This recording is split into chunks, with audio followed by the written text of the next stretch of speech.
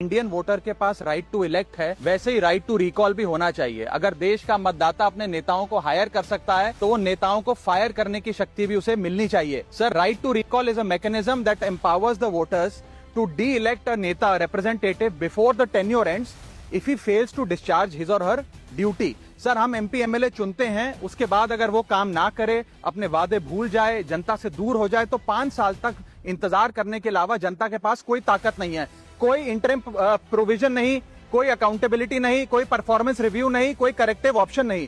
चुनाव से पहले नेता जनता के पीछे और चुनाव के बाद जनता नेता के पीछे। 5 साल is too long a period in this day and age. अगर एक गलत फैसला गलत नेता को चुनने का लिया तो लाखों लोगों का भविष्य अंधकार में जाता है और पूरा क्षेत्र पीछे जाता है। Sir, we can trust our voters to elect. हमें अपने मतदाता पे विश्वास करना चाहिए कि वो अपनी गलती बदल भी सके राइट टू रिकॉल की ताकत से। Sir, let me clarify that right to recall is not a weapon against politicians. It is an insurance policy for democracy. और भारत के संविधान में जब आप राष्ट्रपति को इम्पीच कर सकते हैं टेन्योर के दौरान, उपराष्ट्रपति को हटाने का प्रावधान है, जजों को इम्पीच करने के लिए प्रोसेस लेट डाउन है, यहां तक कि रूलिंग गवर्नमेंट के खिलाफ नो कॉन्फिडेंस मोशन लाकर आप सरकार बर्खास्त कर सकते हैं। तो एमपी एमएलए अगर आपका नॉन परफॉर्मिंग है तो उसको हटाने के लिए क्यों नहीं राइट टू रिकॉल मतदाता को देना चाहिए। दुनिया की 24 से ज्यादा डेमोक्रेसीज में राइट टू रिकॉल का मैकेनिज्म लागू है, जिसमें यूएस, कनाडा, स्विट्जरलैंड जैसे देश है। मैं आपको उदाहरण देता हूं सर, कैलिफोर्निया में एक गवर्नर क्रिस डेविस नाम के नेता 2002 में चुने गए।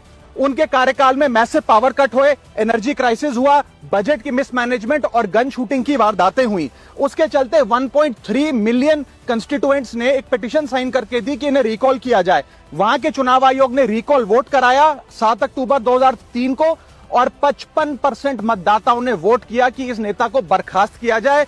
ग्रे डेविस को हटाया गया और आर्नल्ड श्वार्ज़नेगर को वहां पे गवर्नर बनाया गया। सर, मैं बता दूं कि हिंदुस्तान में भी इसका प्रेसिडेंट है।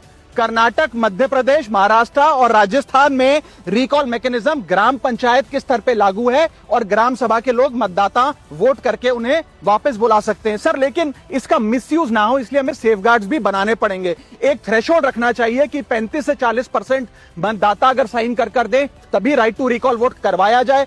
नेता को 18 महीने के लिए परफॉर्मेंस पीरियड देना चाहिए, कूलिंग ऑफ पीरियड, जिसमें उसे ना हटाया जाए। स्पेसिफिक ग्राउंड्स फॉर रिमूवल होने चाहिए ताकि फ्रिवलेस ग्राउंड्स ना हो और रिकॉल कम से कम 50% वोटों के बाद हो। ऐसा होगा तो पार्टियां भी ऐसे लोगों को टिकटें देंगी जो परफॉर्मर्स हो, ना कि नॉन परफॉर्मिंग एसेट, और भारत की डेमोक्रेसी मैच्योर होगी, सिटीजन एम्पावरमेंट बढ़ेगा and recall will give the voter the power to fix that right now sir.